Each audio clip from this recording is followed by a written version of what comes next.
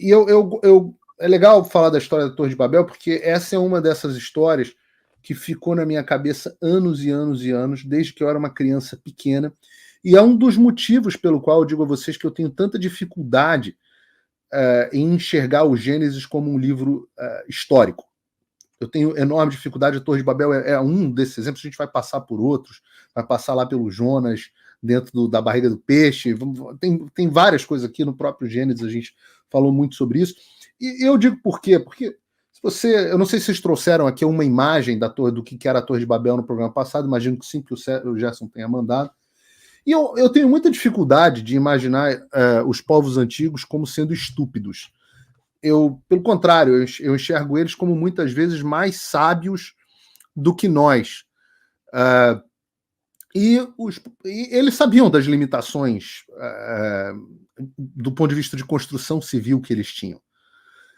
E mesmo os povos antigos, que achavam que, sei lá, o céu estava a 2.000 metros de distância, eles sabiam que não havia tecnologia possível para a construção de algo muito alto. As pirâmides, ou todos os tipos de pirâmides que nós temos espalhados pelo mundo, e isso é um assunto muito interessante, por que você tem essa forma de construção piramidal espalhados aí por várias culturas, eles sabiam que não chegaria nem perto do céu. Mesmo com a visão de que o céu estava a 2.000 metros de distância, ou qualquer coisa do tipo, eles sabiam que não ia chegar ao céu. Esse é o motivo pelo qual eu acho essa história muito difícil de ser vista como um relato histórico. O segundo motivo é porque nós sabemos como surgem as línguas. Uma coisa que é bastante catalogada é o processo de transformação dos idiomas.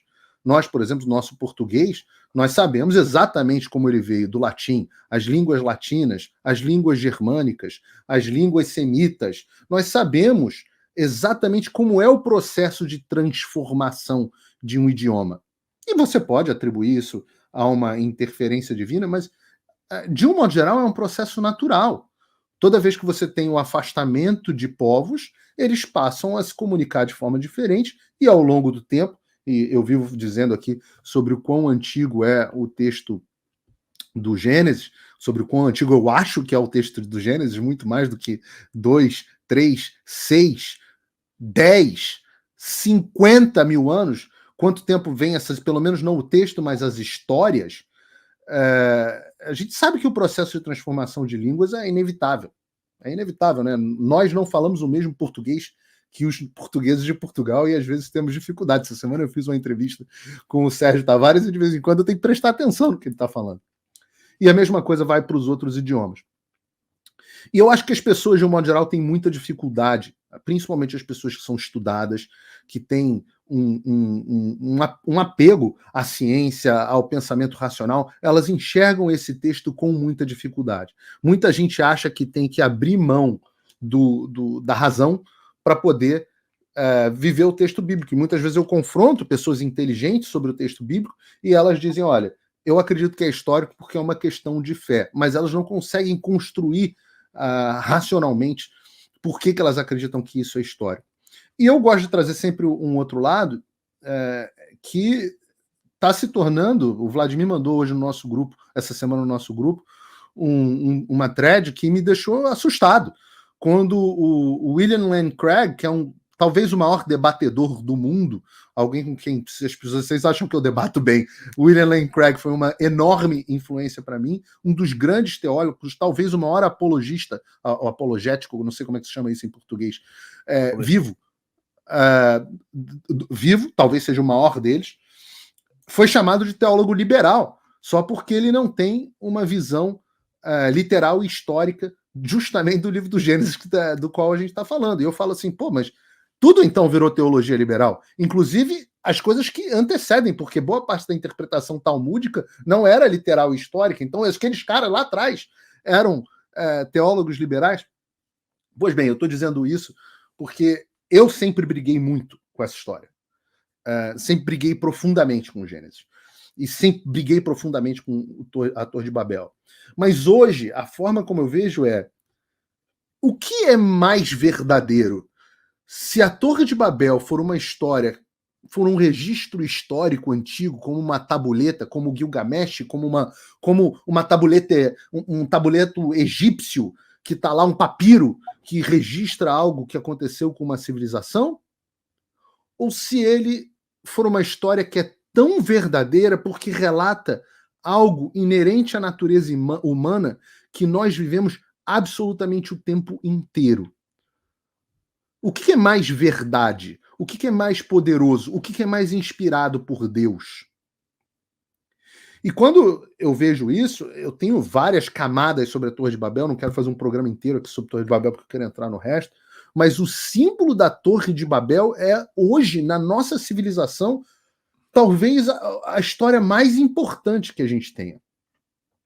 Porque a Torre de Babel ela tem várias camadas, mas uma delas é de que ela é a natureza humana inerente de achar que nós temos, através do nosso conhecimento e da nossa capacidade, condição de tomar o lugar de Deus. Então, a urbis, né, a cidade, a ideia da construção da cidade, quando o homem sai ali da visão nômade e até da visão de vilarejo e começa a formar os pequenos, as grandes cidades, né, ela traz essa sensação. E eu não acho coincidência que hoje, e de novo eu não gosto de trazer política para cá, mas eu não acho coincidência que hoje, justamente nos conglomerados urbanos, onde as pessoas passam a comer Starbucks, cupcake e temaki, que essas pessoas se distanciem tanto de Deus. A vida na cidade ela é tão deslocada da realidade humana que você encontra no campo, que o ser humano ele se dota de uma autossuficiência. Eu não tenho mais que comprar, que caçar o meu animal. Eu vou ali no supermercado, no Publix, e compro ali a minha costeleta. Hoje eu comprei uma picanha, um wagyu espetacular. Eu não tenho mais que matar o boi, eu não tenho que ver como é que é o sofrimento. Eu não tenho que acordar cedo para tirar leite. Eu perdi o contato com as estrelas. Eu perdi o contato com as naturezas. A minha visão dos animais não é a do Discovery Channel, é a visão da Disney, onde os animais são bichinhos animados, com vozes e etc. Então, essa é a cidade de Babel.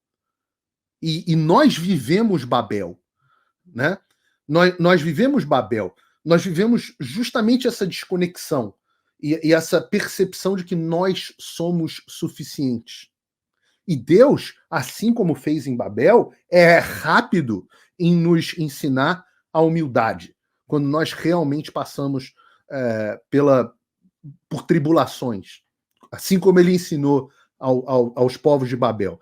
Então, o outro aspecto interessante é a união daqueles homens, e é muito difícil que os homens se unam para fazer qualquer coisa. Essa semana eu estou vendo o quanto, mas toda vez que você tenta fazer qualquer coisa positiva, é muito difícil. E, no entanto, rapidamente, de novo, uma boa lição para essa semana, os homens maus se associam rápida e facilmente para fazer o mal, que é o que a gente enxerga em Babel. Então, para fazer um paralelo aqui, né? O Alexandre de Moraes diz que existe uma milícia digital. Eu falo, meu filho, se você soubesse o caos que é a direita brasileira para tentar fazer uma coisa positiva, você ia se surpreender. E, no entanto, os maus precisam de um telefonema para se unir e fazer uma coisa ruim. Então, a Torre de Babel é isso, é a união dos maus em torno da construção da arrogância humana. E essa arrogância humana não deixa de ser uma advertência contra todas as visões utópicas, e tem a ver com o livro, Vladimir.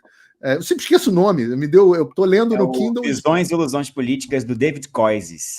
Maravilhoso, maravilhoso. Que é Babel. É como essas visões utópicas de você construir uma estrutura tão grande, tão abrangente, que ela pode substituir até o próprio céu. Então, você vai distinguir nesse mundo a distinção entre a terra e o paraíso, o quão falhas são essas visões. Então, a Torre de Babel, onde todos se unem e falam a mesma língua num poder central, ela é o globalismo. Ela é o positivismo. Né? Ela é a confiança em si mesmo. Então, quando eu olhava o texto e via um Deus que olhava e falava assim, para que eles não sucedam, eu vou misturar as línguas deles para que eles não sucedam. Eu ficava assim, mas que Deus inseguro é esse? Que figura é essa? Então quer dizer que Deus está atrapalhando a gente, porque senão a gente vai ficar que nem ele? Depois é que eu caí em mim para entender que esse Deus é o Deus da misericórdia. Que a discórdia entre os maus que ele cria é a misericórdia. E quanto eu queria, e quanto eu oro a Deus para que ele traga discórdia e Babel entre os maus. Hoje, a esperança do Brasil é o Babel entre os maus que acham que vão construir essa torre que vai chegar, vai levá-los ao próprio céu. E não deixa de ser um chamado para aqueles que não estão corrompidos, porque em um dado momento, alguns vão cair em si, né? Com a misericórdia de Deus, porque Deus, quando traz o caos na nossa vida, a tribulação, né? São Paulo diz que é na tribulação que a gente se fortalece em Cristo, né? Diz, acho que em Gálatas, na tribulação que a gente se fortalece em Cristo. Então, eu não sei, vocês imaginam que vocês tenham abordado o outro lado da moeda, que é o paralelo entre Babel e Pentecoste, né? A discórdia versus a união, e como a união em torno de uma utopia, e aí o autor do nosso livro lá, o David, está correto nisso, a união em torno de uma utopia é sempre falha. A única forma de você fazer isso é através de Cristo mesmo, é a única união real, né? Então, eu acho que Babel é um chamado à humildade, à engenharia social, a ideia de que, do princípio, inclusive contra o globalismo, contra grandes aldeias globais, e sim permitindo que as pessoas tenham a diversidade, a verdadeira diversidade, porque dessas multiplicidades de língua nascem diversidades, nascem pessoas com pensamentos diferentes, com soluções diferentes, ao contrário dessas estruturas sociais grandiosas que separam o cidadão comum daquele que está lá na Torre de Marfim. E é isso. Então, é um pouco do que eu imagino sobre a Torre de Babel. Oi, eu vou ter que parar o vídeo só para te atualizar. A perseguição implacável continua. Desde dezembro de 2022 eu continuo sem passaporte, com as contas bancárias bloqueadas, redes sociais banidas no Brasil e muito mais. Agora estão vindo atrás de mim até porque eu contei para vocês os bastidores do que acontecia com os militares. E a novidade é que o Locals, onde muitos me apoiavam, fechou o acesso aos brasileiros por conta do STF. Então criei uma nova forma de você me apoiar diretamente. Você pode ser agora meu apoiador com uma pequena quantia por mês e ter acesso a vários conteúdos exclusivos, ou você pode agora também ser o meu patrono e passar a integrar comigo o meu grupo de elite, um grupo fechado de WhatsApp só para os patronos, além de fazer reuniões de Zoom mensais comigo para a gente discutir a situação do Brasil e do mundo. Se você quer que eu continue fazendo o meu trabalho, me apoia, use o link na descrição e eu garanto que eu vou continuar fazendo a minha parte. Muito obrigado. Babel é o antipositivismo, né? Aí, coitado do Gerson, tá aqui, os militares vivem sendo acusados de positivista e o Gerson é um dos caras nada positivista. Meu avô também não era nada positivista, eu vivo falando assim, tá, o exército talvez seja justo dizer que tem muito positivismo dentro da visão do exército, mas os militares que eu conheço, quase nenhum é positivista. Então, o Gerson está um exemplo aqui. Mas para quem não sabe, a ideia do positivismo, a ideia do Augusto Comte, era que nós íamos ter tanto avanço técnico, burocrático, científico, que questão ideológica, e muita gente pensa assim até hoje, né? A questão ideológica ia ser suplantada pela capacidade do burocrata onisciente que ia construir e colocar o mundo numa verdadeira utopia. Essa é a Torre de Babel. Essa é a verdadeira Torre de Babel. Né? O que foi? O que é o Partido Comunista Chinês, se não a Torre de Babel? Aqueles que através do... Ou como eram os soviéticos, né, dirigindo cada pequeno detalhe da economia, eles vão edificar a maior economia do mundo, que vai ser superior à economia de mercado. É uma Torre de Babel. Então, esse texto, para mim, é um dos textos mais poderosos que podem existir e que eu acho, humildemente, tenho advogado aqui nessa direção, agora oficialmente como o liberal do grupo, porque o William Lane Craig é liberal, então eu também me sinto liberal, como liberal do grupo, que não há necessidade de enxergar esse texto como um texto histórico. Eu acho uma pobreza enxergá-lo como apenas histórico.